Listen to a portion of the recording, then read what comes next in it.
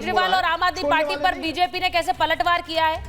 अब क्या कहा जा रहा है, आम आदमी पार्टी नेताओं को सीएम चेहरे पर इतनी तड़प क्यों है? दिल्ली की जनता ने तो फैसला कर दिया है, ये वीरेंद्र सचदेवा कह रहे हैं, दिल्ली के बीजेपी अध्यक्ष। वो कह रहे हैं जनता के पैसे की चोरी का हिसाब तो देना पड़ेगा, चोरी का हिसाब दीजिए, सीएम की बात बाद में कीजिए, क्योंकि दिल्ली ने बीजेपी को चुन लिया है, वो अब सीएम भी दे देगी, लेकिन आप पहले अपने चोरी का हिसाब दीजिए। ये जो तस्वीरें मैं स्क्रीन पर चला रही हूँ, रामलीला मैदान की तस्वीरें जरा रखिए।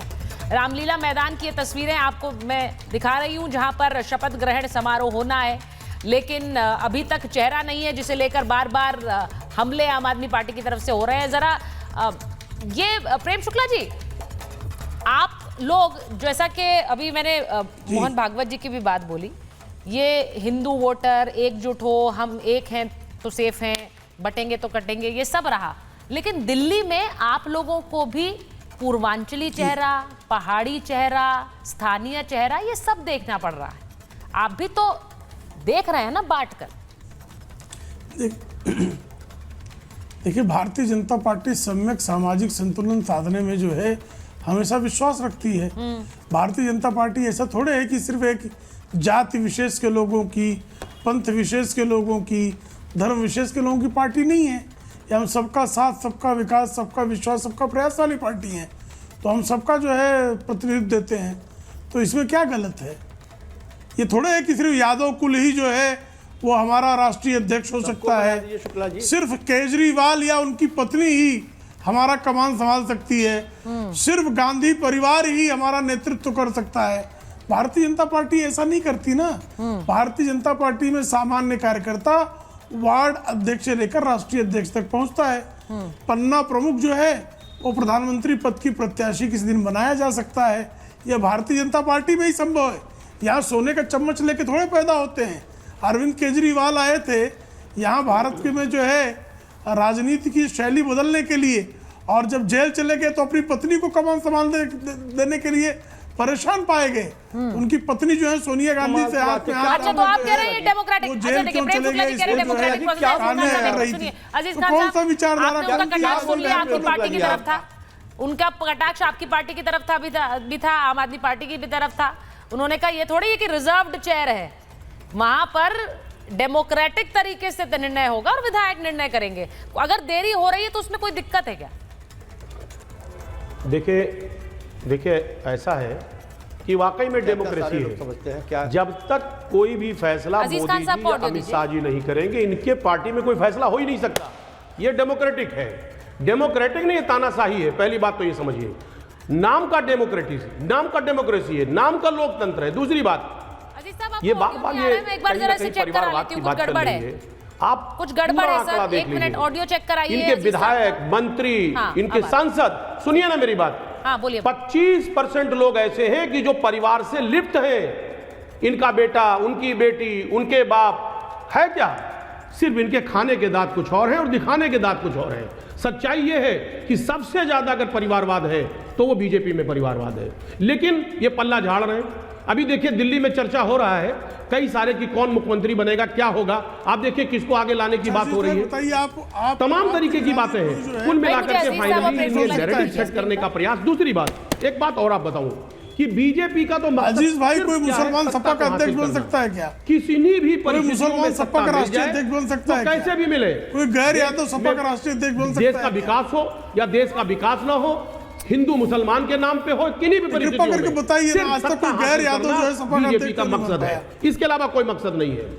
आज तक कोई गैर यादव सपा का राष्ट्रीय अध्यक्ष क्यों नहीं बन पाया? एक छोटा सा सवाल है मित्र। अरे प्रेम शुक्ला जी, आप राष्ट्रीय अध्यक्ष जी क्यों नहीं बने? आप बीजेपी के राष्ट्रीय अध्यक्ष क्यों नहीं बन पा रहे? 3 दशकों की पार्टी हो गई, आप मोदी जी के बहुत नजदीक नहीं है। 32 वर्षों बताइए ना, गैर यादव इसलिए आप सपा का अध्यक्ष क्यों नहीं बना? मुझे एक देखिए, मैं कह रहा हूँ हमारे यहाँ तो कोई भी बन सकता है भाई। अच्छा ठीक है, मैं संजीव जी के पास राष्ट्रीय अध्यक्ष होगा पता नहीं सकते। आपके यहाँ तो अपने जी का ही परिवार से होगा। Let me go to Sanjeev Kaushik ji. Sanjeev ji, उन्होंने आप पर भी हमला किया है, उन्होंने समाजवादी पार्टी पर भी हमला किया है। मेरा सीधा सवाल यही है कि जब बार बार हमला आपके ऊपर ये होता है कि आप पहले विपक्ष का फेस तय कर लीजिए। सीएम फेस तो कोई भी होगा, वो एक तरह से बीजेपी का रिप्रेजेंटेटिव होगा। लड़ाई आप उनके यहाँ दिखाना चाहते हैं, लड़ाई एक्चुअल आपके यहाँ हो रही है कि कौन होगा विपक्ष का चेहरा। आप केजरीवाल जी हैं, आतिशी हैं, कौन है? सुचारता इतना वरिष्ठ होके भी आप चाहती हैं कि पहले विपक्ष का चेहरा क्लियर कर दिया जाए। पूछ रहे हैं, मैं नहीं पूछ रही हूं। है या भारतीय जनता पार्टी को सरकार चलाना है? भारतीय जनता पार्टी को तय करना है मुख्यमंत्री। जो एक योग्य व्यक्ति, भारतीय जनता पार्टी एक योग्य पुरुष नहीं ढूंढ पा रही है अपने 48 विधायकों में, एक योग्य व्यक्ति नहीं ढूंढ पा रही है जिसको कुर्सी पर बैठा दे। कैसे इंटरव्यू करना है, क्या क्या करना है? कोई गालीबाज है, कोई पैसे वाला है, कोई दबंग है, कोई वोट लूटने वाला है, सारे गुण सर्वगुण संपन्न देखना है ना।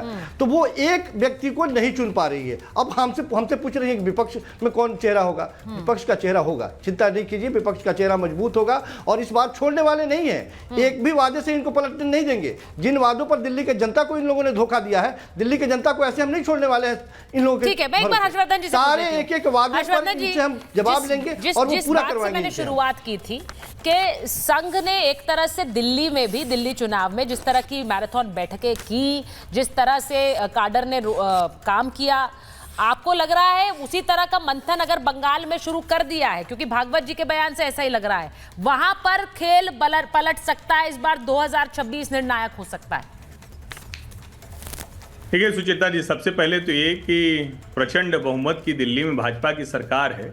आम आदमी पार्टी के दोगुने से ज्यादा लोग हैं। तो संजीव जी को मित्र हैं, उनको ध्यान में रहे प्रचंड बहुमत क्या होता है। मेजॉरिटी तो 36 की होती है, यहाँ 70 की विधानसभा है, तो 48 तो प्रचंड बहुमत ही होता है। तो खैर ध्यान में नहीं रहा होगा, वो कभी कभी हो जाता है ऐसा।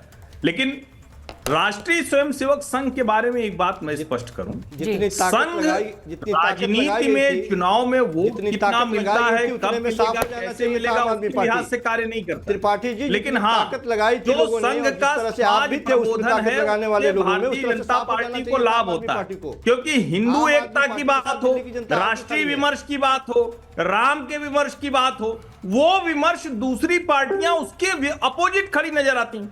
अब अंतर क्या है दिल्ली और बंगाल में, यह समझना जरूरी है। एक तो ये कि ममता बनर्जी ने कम्युनिस्ट शैली में ही उससे ज्यादा घनघोर तरीके से वहां अपना दखल किया है। दूसरा, जो संजय सरकार जी कर रहे हैं, उस आत्मविश्वास को समझिए। दिल्ली में 13% मुस्लिम है, पश्चिम बंगाल में 30% मुसलमान हैं। हाँ। ये असली मसला है। लेकिन उसके बावजूद जो बदलाव पूरे देश में दिख रहा है, उसका असर जी कि भाजपा वहां सत्ता में आ जाएगी, मैं ऐसा होता हुआ फिलहाल नहीं देख रहा हूं। ठीक है, तो बिल्कुल स्पष्ट बात कही है हर्षवर्धन त्रिपाठी जी ने। मुझे लग रहा है कि आने वाले समय में राजनीति रणनीति कैसे बदलेगी वो देखना होगा, लेकिन अभी सारा फोकस रामलीला मैदान पर है। चेहरा कौन होगा, कुर्सी पर कौन बैठेगा, बड़े बड़े दिग्गजों के बीच 20 तारीख का दिन निर्णायक है। बहुत बहुत धन्यवाद आप सबका।